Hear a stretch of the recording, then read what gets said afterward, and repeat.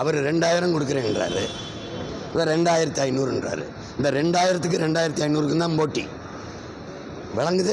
அதை தான் திரும்ப திரும்ப சொல்லிட்டு இருக்காப்புல. உங்களுக்கு புரியுதா? திமுகவை ஒழிக்கணும் எல்லாருக்கும் இருக்கு, ஏன் ஒழிக்கணும் அப்படின்னு சொல்லணும். விளங்குதா?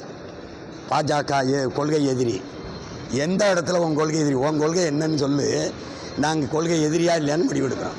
கொள்கை எதிரின்னு சொல்கிறது கொள்கை இல்லை, இதனால் இவன் என் கொள்கை எதிரின்னு சொல்லணும். விளங்குதா? விளங்குது. திமுக ஒழிக்கணும், ஏன் ஒழிக்கணும் பேசணும்.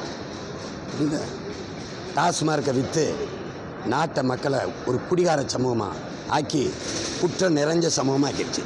2 வயசு பிள்ளையை ஒருத்தன் வன்புணர்வு செய்து கொலை செய்கிறான்னா அவன் மனநிலை சராசரியாக இல்லை, மனநோயாளி மாதிரி குடி நோயாளியாக ஆக்கிட்டியே. அப்படி சொன்னால் கூட நீங்கள் வருத்தப்படுவீங்க. மது பிரியர்கள் ஆக்கிட்டியே. அவர் டாஸ்மார்க்கை முடலை, இவரும் முடலை. என் தம்பியாவது வந்து நான் மூடுவேன்னு சொல்லணும்ல. அப்புறம் என்ன நீ என்ன பேசுகிறீங்க? மதுவை திறந்து விட்டுட்டு சாராய கடை தருத்திரம் வச்சுட்டு போதை உள்ள அனுப்பிச்சிட்டு ஒரு நாட்டில் சட்டம் ஒழுங்கு நேர்மை நன்னறி ஒழுக்கம் தர்மம் இதெல்லாம் பேசுகிறது பைத்தியக்காரத்தனம். பெண்களுக்கு பாதுகாப்பு இதெல்லாம் கேவலம். இதெல்லாம் அது பேசி பயனில்லை. அதை தான் திரும்ப திரும்ப சொல்லிட்டுருக்காரு. அவர் 2000 தரேன்றார் குடும்பத் தலைவிக்கு, இவர் 2500 தரேன்றார். அப்போ 2000க்கும் 2500க்கும் போட்டி.